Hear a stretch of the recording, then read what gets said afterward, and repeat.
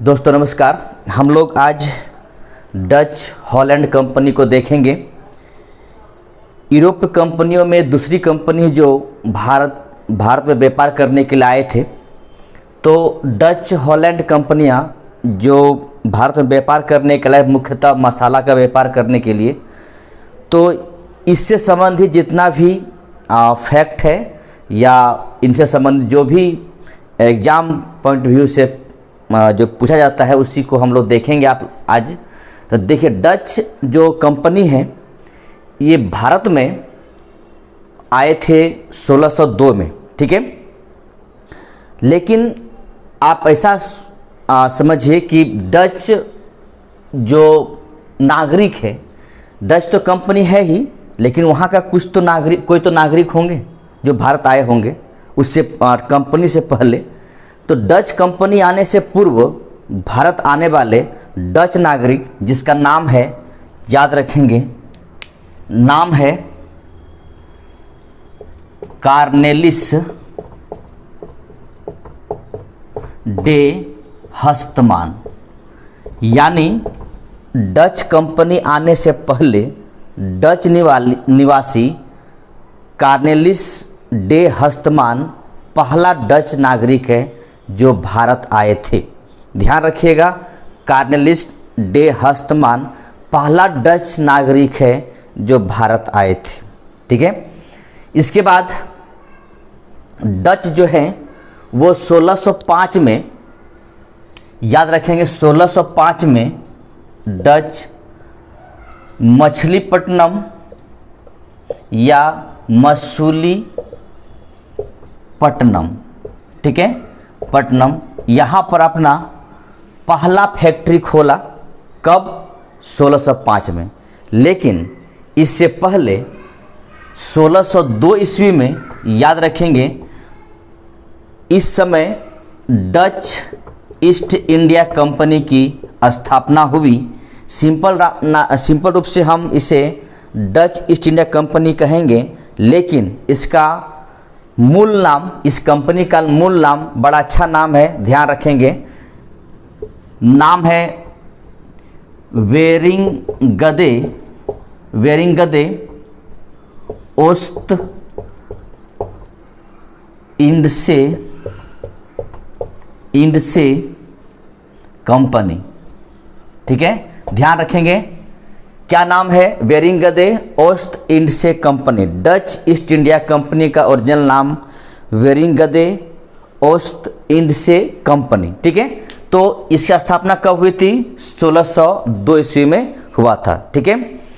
इस कंपनी को डच संसद द्वारा या नीदरलैंड के संसद द्वारा 21 वर्षों के लिए सनद दिया गया और कहा कि आप भारत जाइए या पूर्वी देशों के साथ में आप व्यापार कीजिए, मैं आपके साथ हूँ, ठीक है।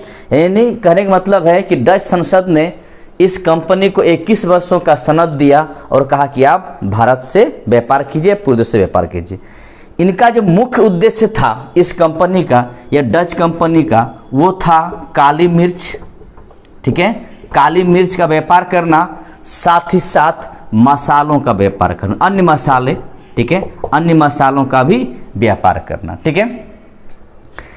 आगे चलकर 1641 ईस्वी में इसने मलक्का को, ठीक है, मलक्का को पुर्तगालियों से छीना और 1658 ईस्वी में श्रीलंका को जीता, ठीक है। याद रखेंगे, डचों ने 1641 ईस्वी में मलक्का को,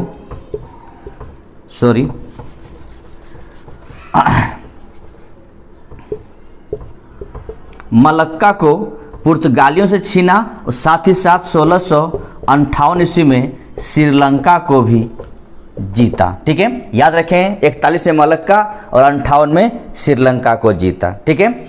भारत में डचों का मुख्यालय, याद रखेंगे, भारत में डचों का मुख्यालय कहाँ पर था? तो नागपट्टनम में। याद रखेंगे, डचों का मुख्यालय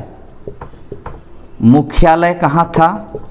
तो याद रखेंगे नागपट्टनम में, ठीक है। डचों का मुख्यालय नागपट्टनम में।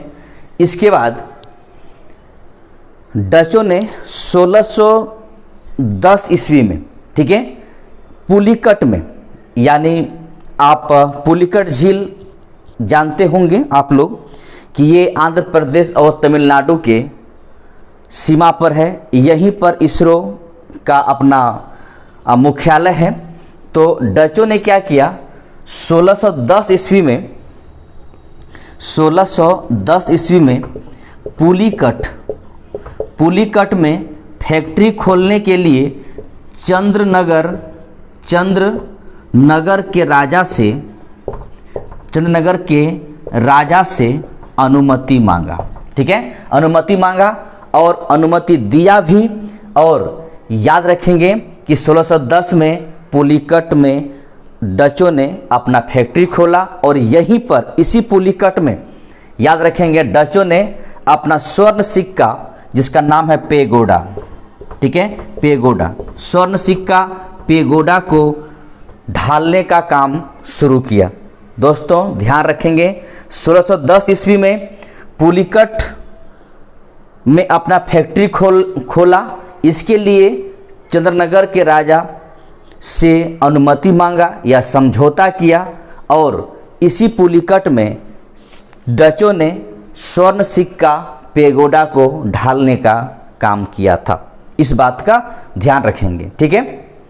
दोस्तों पुलिकट में जो 1610 में अपना फैक्ट्री खोलने अनुमति मांगा चंद्रनगर के राजा से और वहीं पर स्वर्ण सिक्का पेगोडा ढालने की कवायद शुरू किया डचों ने। पुलिकट में एक जगह है जिसका नाम हुआ करता था गैलरिया, ठीक है, याद रखेंगे जगह का नाम है गैलरिया। तो इस गैलरिया में डचों ने अपना दुर्ग स्थापित किया। इसके अलावा भारत में कहीं भी डचों ने दुर्ग स्थापित नहीं किया था।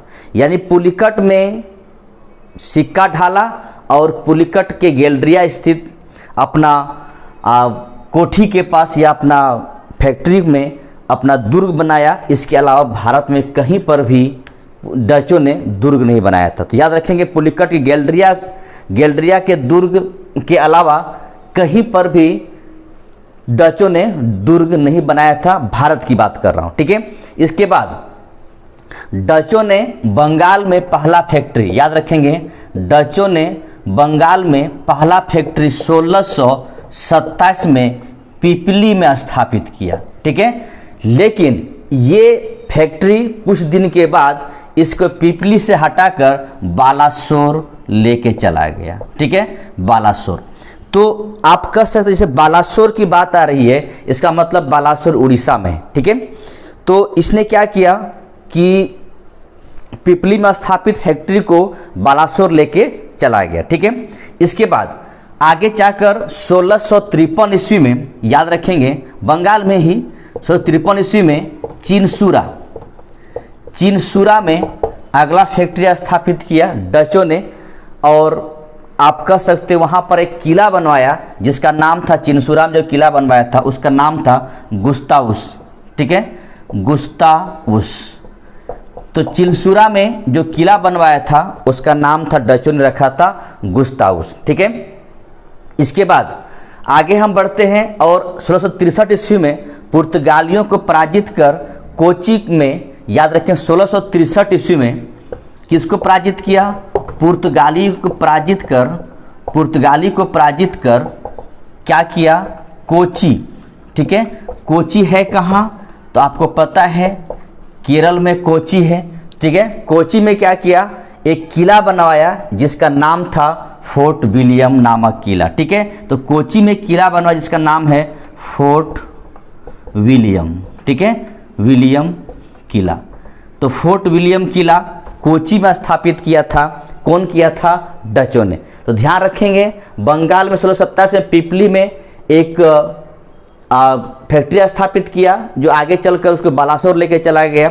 चिनसुरा में 1653 में स्थापित किया जिसमें एक किला बनवाया जिसका नाम था गुस्तावुस। 1663 ईस्वी में पुर्तगालियों ने को हराकर कोची को जीता और उससे वहाँ पे किला बनवाया जिसका नाम दिया था फोर्ट विलियम, ठीक है। इतना जानने के बाद हम लोग आगे चलते हैं। मुख्यतः डच जो थे, जो डच यहाँ पर व्यापार करने के लिए आए थे, तो मुख्यतः यहाँ से नील, सोरा, सूती वस्त्र, रेशम, सीसा और अफीम को यहाँ से बाहर भेजते थे। यानी नील हुआ, सूती वस्त्र हुआ, सीसा हुआ, अफीम हुआ, सोरा हुआ, रेशम का वस्त्र हुआ, ये सारे के सारे चीज़ें भारत से बाहर भेजते थे। यानी कहने मतलब है कि अपने देश में या किसी और देश के साथ में व्यापारी लोग करते थे। ठीक है, और आगे चलकर एक बात ध्यान रखेंगे, डच जो थे वो नील व्यापारी जो करते थे, नील का जो बाहर भेजते थे वो मछलीपट्टनम से, ध्यान रखेंगे, वो मछलीपट्टनम से भेजते थे बाहर,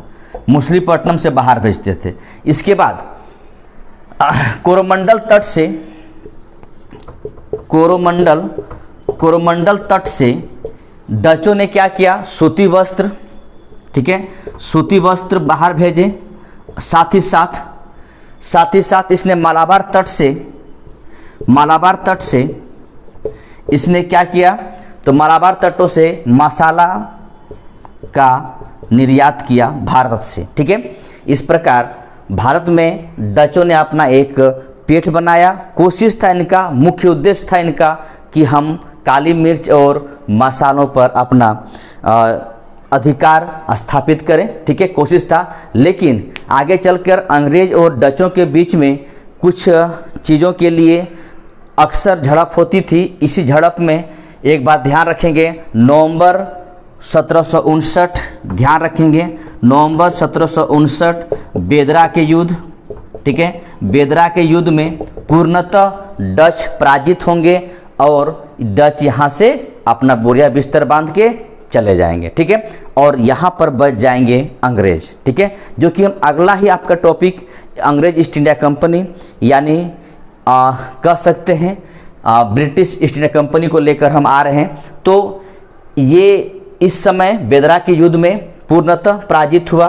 कौन पराजित हुआ? डच पराजित हुआ, और डच यहाँ से यानी भारत से वापस चल जाएंगे और बच जाएंगे अंग्रेज। ठीक है, लेकिन जब ये युद्ध हो रहा था उस समय अंग्रेजी सेना का नेतृत्व कर रहा था, ध्यान रखेंगे, जिसका नाम था कर्नल फोर्ड। ठीक है, अंग्रेजी सेना का नेतृत्व कर रहा था कर्नल फोर्ड, और उस समय का गवर्नर था, अंग्रेज गवर्नर लॉर्ड क्लाइव। ठीक है, लॉर्ड क्लाइव। देखिए युद्ध कब है? 1759 में। तो उस समय रॉबर्ट क्लाइव बंगाल के गवर्नर हुआ करता था। तो बेदरा के युद्ध में डचों को पूर्णतः अंग्रेजों ने सफाया कर दिया। ठीक है दोस्तों, ये कुछ डच हॉलैंड की फैक्ट्रियां हैं जो भारत में लगाया गया था। कब कब लगाया गया था इससे आप ध्यान रखेंगे। तो डच यानी हॉलैंड की कंपनियां ने, जो जिसे आप हॉलैंड ईस्ट इंडिया कंपनी या डच ईस्ट इंडिया कंपनी आप कह सकते हैं, इसने कहाँ भारत में अपनी फैक्ट्री लगाई थी। तो ध्यान रखिएगा कि पुलिकट में 1610 में, सूरत में 1616 में, बिमलीपट्टनम 1641, कारिकाल 1645, चिनसुरा 1653, कोचीन 1663 और मेगापट्टनम, कासिम बाजार, पटना, बालासोर में 1658 में। दोस्तों ध्यान रखिएगा, पुलिकट 1610, सूरत 1616, विमलीपट्टनम 1641, कारिकाल 1645, चिनसुरा 1653, कोचीन 1663 और मेगापट्टनम, कासिम बाजार, पटना, बालासोर 1658।